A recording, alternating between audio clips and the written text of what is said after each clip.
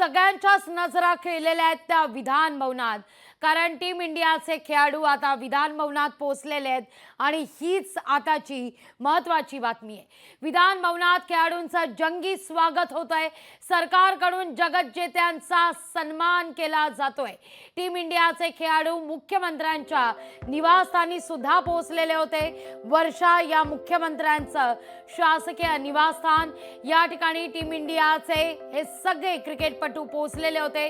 4 खेळाडू खरं तर मुंबईचे महत्त्वाचे कर्णधार, मुंबईचा हिटमॅन रोहित शर्मा, तसंच यशस्वी जयस्वाल, शिवम दुबे आणि सूर्यकुमार यादव हे 4ही मुंबईचे खेळाडू वर्षा या मुख्यमंत्र्यांच्या निवासस्थानी पोहोचलेले होते। या 4ही खेळाडूंना शाल देऊन त्यांचा सन्मान करण्यात आला। श्रीची मूर्ती त्यांना भेट देण्यात आली आणि वर्षावर आदरातिथ्य स्वीकारलेले मुंबईचे हे 4ही खेळाडू महत्त्वाचे आपण पाहतोय।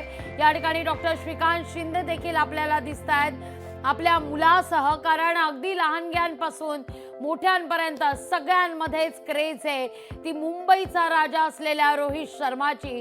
त्यामुळे रोहित शर्माची छबी आपल्या कॅमेरामध्ये टिपण्याकरता वर्षा या निवासस्थानी कार्यरत असलेले मुख्यमंत्र्यांच्या टीम मधले हे सगळे कार्यकर्ते असू देत, पोलीस कर्मचारी असू देत, या सेंट्रल हॉल मधली थेट दृश्य आपण पाहतोय। विधान भवनामध्ये राज्याचे मुख्यमंत्री, उपमुख्यमंत्री देवेंद्र फडणवीस, अध्यक्ष राहुल नार्वेकर यांचं आता या ठिकाणी स्वागत झालेलं आहे। रोहित शर्मा, सूर्यकुमार यादव, शिवम दुबे आणि यशस्वी जयस्वाल तुतारीच्या निनादात विधान भवनातल्या या सेंट्रल हॉल मध्ये मुख्य सोहळ्याला आता सुरुवात होते, ज्याची प्रतीक्षा आज दिवसभर मुंबईकर करत होता।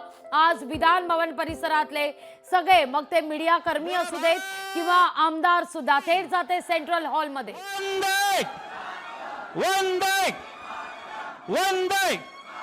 भारत माता की, भारत माता की, भारत माता की।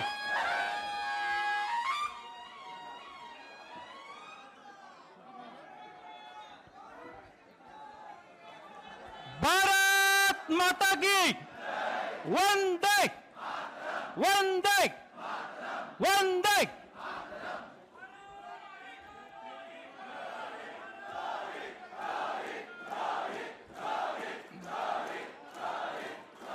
कृपया सर्व मान्यवरांनी आसनस्थ व्हावं।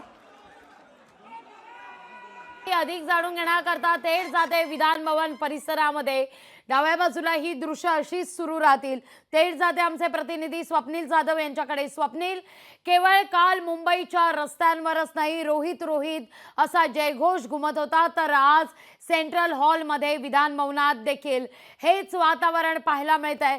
आपल्या देशाचा ध्वज उंचावला जातोय, भारत माता की जय घोषणा दिल्या जात आहेत आणि रोहित रोहित या हिटमॅनचा जयघोष होतोय।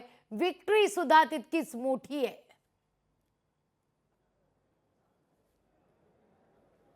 लागवी निश्चितच काल आपण मरीन ड्राईव्ह परिसरामध्ये आणि रस्त्यावरती भरगच्च गर्दी बघितली, क्रिकेट प्रेमींची होती। मात्र आज विधान भवनामध्ये सेंट्रल गॅलरीमध्ये त्यांना पुन्हा एकदा गौरवण्यात येत आहे, या ठिकाणी सन्मानित करण्यात येत आहे। त्यासोबतच त्यांना एक कोटी रुपयांचा धनादेश, जो चेक आहे तो सुद्धा देण्यात येणार। विधान भवनाकडून हा सत्कार समारंभ होतोय। मात्र या विधान भवनाच्या सेंट्रल गॅलरीमध्ये जो रोहित रोहित किंवा टीम इंडियाच्या नावाने जो गजर होतोय तो अधिकारी वर्गाचा आहे हे सांगायला पाहिजे। कारण या विधान भवनामध्ये जे अधिवेशन सुरू आहे, या अधिवेशनादरम्यान आपण बघतो या ठिकाणी त्यांचा सत्कार समारंभ होतोय आणि सर्व अधिकारी वर्ग असेल, त्या ठिकाणचे आमदार असतील, लोकप्रतिनिधी आहेत, ते सुद्धा उपस्थित आहेत। ते सुद्धा या ठिकाणी रोहित रोहित म्हणजे ही क्रेज जी आहे इंडियाच्या प्रती, टीम इंडियाच्या प्रती, ते आपल्याला विधान भवनामध्ये सुद्धा पाहायला मिळतंय। मात्र एकूणच फक्त 4 खेळाडू या ठिकाणी आलेले आहेत। त्यासोबत रोहित शर्मा आहे, शिवम दुबे आहेत, असे खेळाडू या ठिकाणी आले आहेत आणि त्यांचं विधान भवनाच्या पायऱ्यांपासून ते या सेंट्रल हॉलपर्यंत सर्वांकडूनच एक मोठ्या आवाजात घोषणा देत त्यांचं स्वागत करण्यात आलं। तसंच या ठिकाणी विधिमंडळ परिसरामध्ये बँजो सुद्धा लावण्यात आलं होतं, ढोल ताशांच्या गजरामध्ये त्यांना या ठिकाणी आणण्यात आलं। त्यामुळे आता या ठिकाणी त्यांचं स्वागत समारंभ आणि सत्कार सोहळा होत असताना नक्की या ठिकाणी पीठासीन अधिकारी असतील, तसंच मुख्यमंत्री उपमुख्यमंत्री असतील, यांच्याकडून नक्की कोणकोणते शब्द त्यांचा उद्गार केला जातं, कोणकोणत्या शब्दातून त्यांच्यावरती कौतुकाचा वर्षाव केला जातो, हेच पाहणं आता महत्त्वाचं आहे। लागवी निश्चित. त्यामुळे स्वप्नील केवळ सेंट्रल हॉलमध्येच नाही तर तुम्ही देखील सगळे मीडियाकर्मी आपले देखील बाहेर असतील, त्यांच्यामध्ये देखील उत्सुकता आहे. कधी हिटमॅनला आपण भेटणार आणि संवाद साधणार याची उत्सुकता आता शिगेला पोहोचलेली असेल. कशी आहे उत्सुकता आमदारांमध्ये विशेषतः? कारण काल आपण पाहिलं तर वानखेडे स्टेडियमवर रोहित पवार पोहोचलेले होते, त्यांनी देखील रोहित शर्माची भेट घेतलेली होती. आता मात्र सगळ्याच आमदारांची उत्सुकता शिगेला पोहोचलेली आहे. कौतुकाचा तर वर्षा होणार हे काही नव्यानं सांगण्याची गरजच नाहीये, कारण त्याकरताच हा सारा प्रपंच आहे.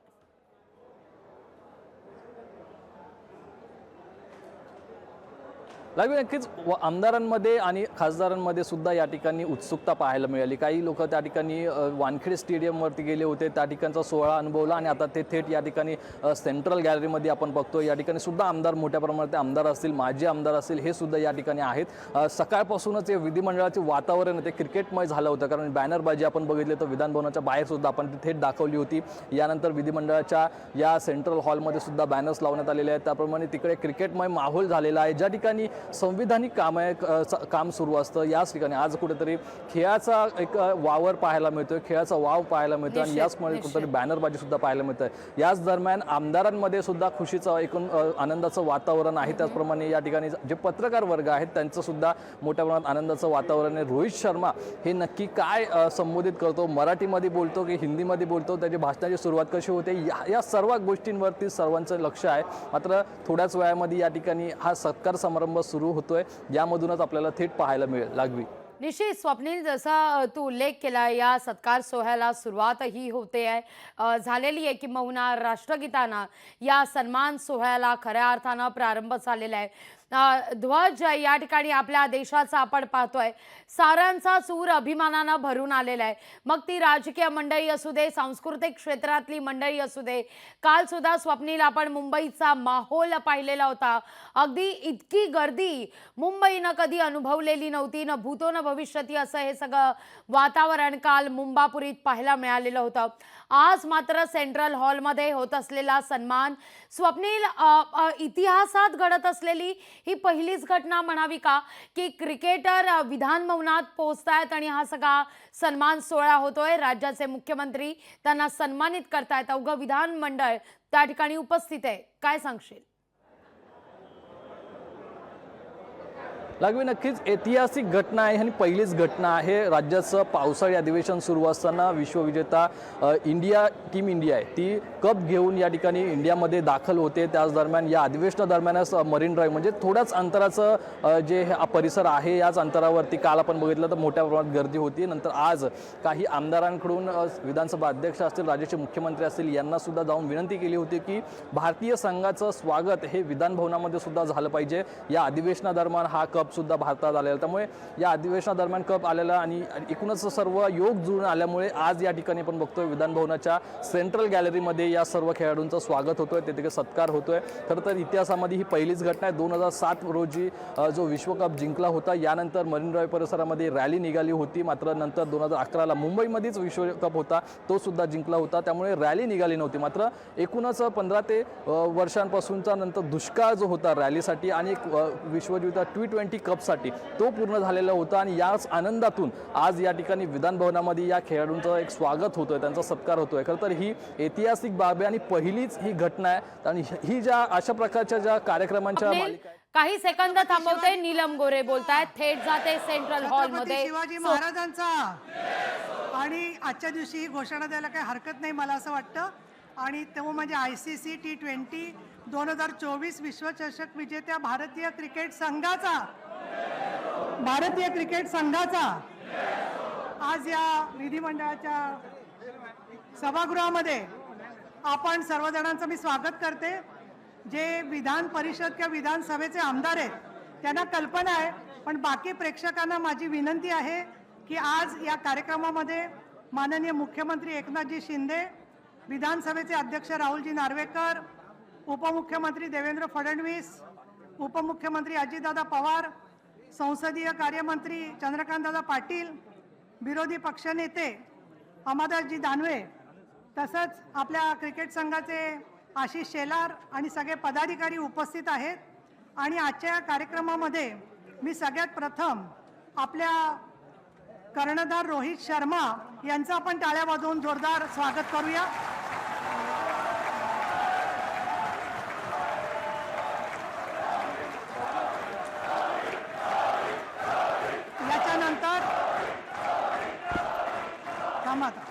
याच्यानंतर पुढच्या आपल्या मित्रांचंही स्वागत आपल्याला करायचं आहे. श्री सूर्यकुमार यादव,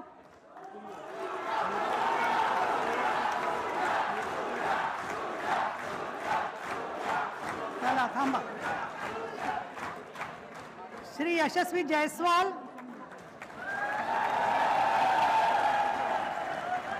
श्री शिवम दुबे आणि याचबरोबर आपण ज्यांना कधी विसरता कामा नये ते या सगळ्या भारतीय संघाचे विश्वविजेते क्रिकेटपटू आणि गोलंदाज प्रशिक्षक श्री पारसजी मामरे आणि संघ व्यवस्थापक श्री अरुण कानडे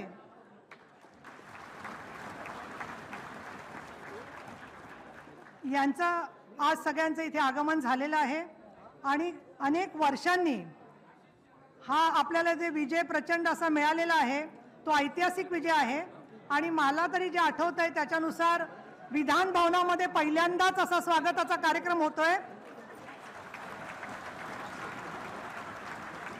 त्यामुळे महाराष्ट्राची सगळी जनता आणि ज्याच्यामध्ये महाराष्ट्रातल्या 288 विधानसभा आणि 78 आणि विद्यमान 51 आमदार हे सगळे महाराष्ट्रातील जनतेच्या वतीने आपलं स्वागत करत आहेत.